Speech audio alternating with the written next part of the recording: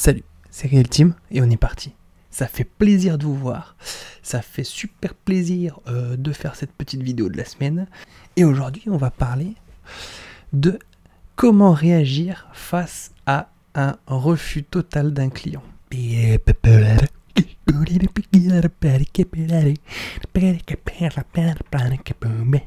Bon, faut savoir que c'est 6h30 du matin, hein, donc voilà, c'est à cette heure-là que je suis le plus productif. Je vous ferai peut-être une petite vidéo là-dessus aussi, c'est vraiment intéressant.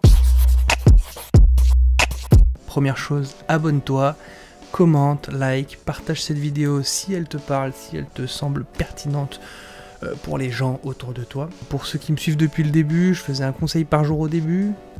Après ça a été freestyle pendant quelques mois. Et à partir de septembre, là, début septembre, j'ai décidé d'en faire une par semaine. On verra combien de temps ça dure. Mais voilà, l'objectif c'est ça. Bien sûr, j'ai aussi d'autres vidéos que je vais peut-être faire une fois tous les 2 mois. C'est des vidéos où je redesign vos logos. Non pas que ça y est, moi j'ai tout compris, vous avez rien compris. Moi ça m'aide à garder un regard un peu frais, un peu neuf. Et en même temps, ça peut vous donner des tips pour vous. Donc voilà, vous envoyez vos logos à balance-ton-logo@realteam.com. Ouais. Allô? Ouais. Ouais. Ok. Aucune des propositions vous plaît? Ok, d'accord. Bah écoutez, je vous rappelle alors. Ça peut être des situations que vous pouvez vivre. En tout cas, moi, c'est des situations que j'ai pu vivre quelques fois. Donc, comment réagir à ça? La première chose que j'ai envie de vous dire, et que j'ai eu besoin d'apprendre, et que j'ai besoin encore d'apprendre, c'est que vous n'êtes pas votre travail. Vous comprenez cette phrase? Vous n'êtes pas votre travail. Je ne suis pas mon travail. Ça veut dire que quand quelqu'un va me dire « ton travail est nul » ou bien « me plaît pas », il n'est pas en train de dire « Tim, t'es nul, Tim, tu me plais pas ». Il est en train de dire « ton travail ne me plaît pas ». Arrêtons de nous identifier à notre travail.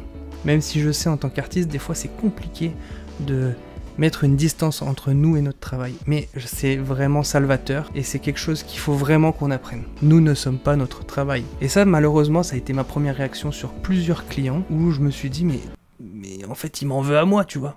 Truc irrationnel complet. Et il peut s'agir de plusieurs points que nous avons peut-être mal fait ou nous ne sommes pas compris avec notre client. Chaque client est différent, comme chaque logo, comme chaque entreprise. Et c'est très difficile parfois, certains clients c'est très difficile à cerner parce qu'ils n'ont pas forcément l'habitude de parler ou parce qu'ils sont d'humeur changeante.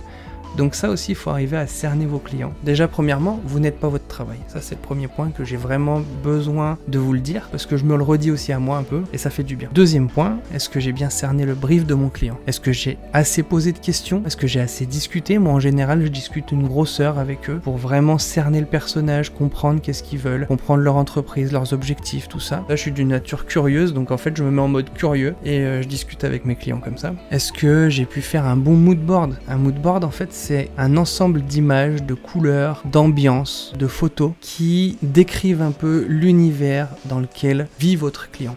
Je vais vous donner un exemple. Vous voyez, un mood board, c'est ça. C'est que c'est un ensemble d'images avec une colorimétrie, avec une ambiance particulière qui correspond à notre client et qui correspond à son attente, à son univers, à son business, à son entreprise. On doit absolument arriver à cerner ça parce que sinon, en fait, vous serez forcément à côté de la plaque. Un mood board facile, quoi. Et le présenter à votre client et dire est-ce que j'ai bien cerné votre univers? Parce que vous avez besoin de comprendre l'univers de votre client pour proposer un graphisme qui est pertinent, un logo pertinent. Bref, je vous encourage à faire un bon mood board avec votre client. Une fois que vous êtes posé ces questions, donc, est-ce que j'ai bien cerné le brief? Est-ce que j'ai posé assez de questions? Est-ce que j'ai fait le bon mood board? Est-ce que j'ai bien compris? Eh bien, il faut définir la prochaine étape avec votre client. Il ne faut pas le laisser comme ça dans le vent, comme je viens de faire en disant écoutez, je vous rappelle, ça veut dire vous allez le rappeler. Et en fait, il faut rassurer votre client.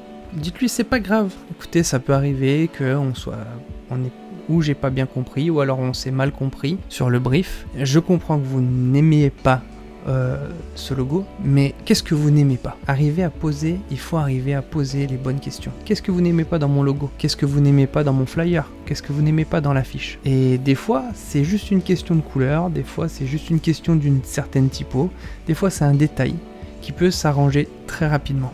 D'autres fois, c'est vraiment la globalité, j'aime pas l'ambiance du tout. Et normalement, vous avez défini un nombre maximal de retours.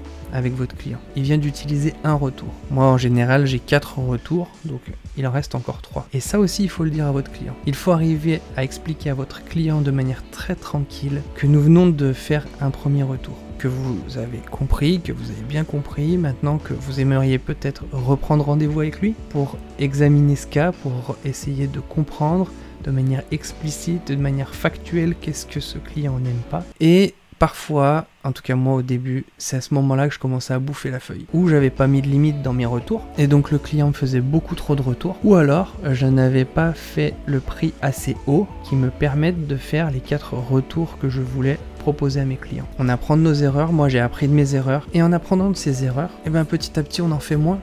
Et petit à petit on rentre dans nos frais, et petit à petit on met un cadre très clair et très poussé avec nos clients. Des fois ça effraie nos clients, mais en fait c'est pour nous sauvegarder nous, et pour qu'en fait on rentre dans nos frais quoi. On peut pas faire du travail gratuitement, c'est pas possible en fait. Par exemple moi j'ai 3 enfants, une femme, et à un moment donné il y a besoin de manger, il y a besoin de payer notre loyer, donc voilà. Il faut que les clients comprennent ça. En fait, quand on arrive et que notre client nous dit « ouais, c'est nul », il faut persévérer. Il faut pas se laisser aller au découragement, il faut pas tout envoyer valser. Et il faut continuer de créer. Voilà. Sur ce, restez créatifs, restez accrochés, force et honneur à vous. À plus. À plus. Et ouais. Bientôt, je boufferai des cornichons tout près de micro comme ça. Je vais faire une chaîne d'ASMR. Qu'est-ce que vous en dites? Allez, à plus les amis. Ciao, ciao.